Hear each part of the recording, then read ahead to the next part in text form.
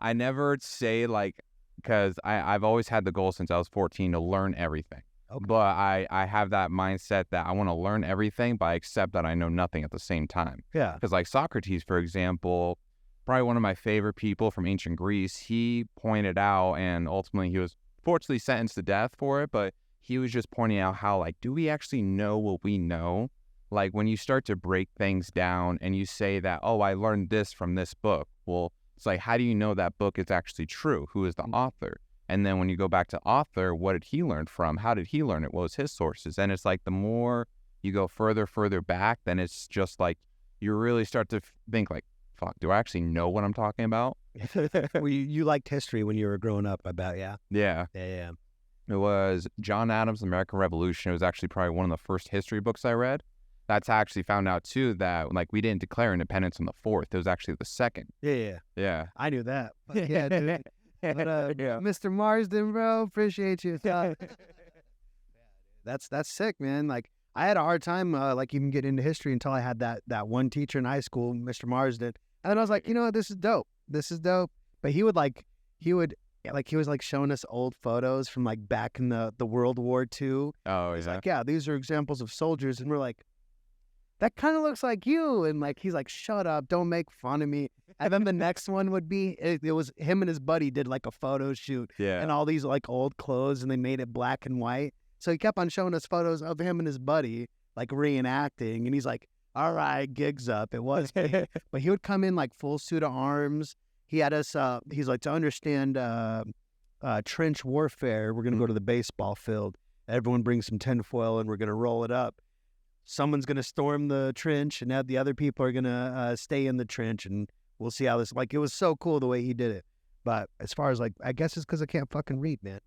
I guess that's got to be it. Because I was like, oh, everything has to be interactive, probably because you can't comprehend shit, Adam. Yeah. And, plus, too, I think people have the wrong idea when it comes to, like, learning or reading stuff like that in a sense, because, like, I don't remember everything that I read. I'll go through, like, an entire book, and I won't remember mostly all of it. And, it kind of depends on if I'm interested or not. So, like, right now, I'm reading the complete history of Britain and all of its rulers since 50 A.D. back in Rome to 2012. I don't remember jack shit about most of the people I've read in it, and I'm like 700 pages in. But it's interesting to see like the ebb and the flow of how Britain formed, all of its history, all the connections throughout. It's crazy to learn. And I think, like I always say, people, it's a privilege to meet people and experience life. I think it's also a privilege to live in a time where we have access to so much knowledge and wisdom too. So what's your plan with that knowledge? Like, what are you going to do with it?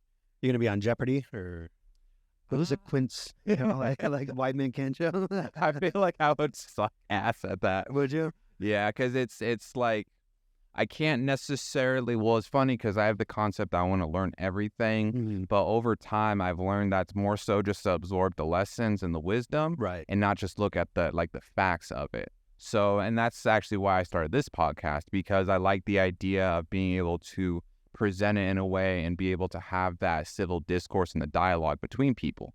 Hell yeah, that's dope, man. Yeah. And I'm always like full of random interesting facts. Like, for example, your eyes, you have, I think it's over 200 million rods and then over 65 million cones in your eyes. The rods are your ability to perceive light and the intensity of it. And then the cones are your ability to perceive color. So that's why, for example, the brighter the light, the more color you perceive. But the darker it is, the less color you perceive, because it's the intensity of light that allows you to interpret color. So what gives us the spots when we get the flash? When you stare too long at it. Stare too. No, that I actually don't know about, but it's very interesting. And like, for example, how you see depth and understanding the mountains when you're driving by move super slow, Yeah. but yet the side of the road moves super fast. Yep. That's just your eyes' ability to recognize depth and distance, which is pretty cool. What about when you're getting choked out and you start seeing those squigglies where you go out? That's all the blood that's Yeah, come in, and Yeah. that's God telling you should probably tap out. Yeah. Yeah, but no, it's really cool, and like I always say that it's a privilege to experience life, and like even sit here and talk to you about it, and then getting to know you.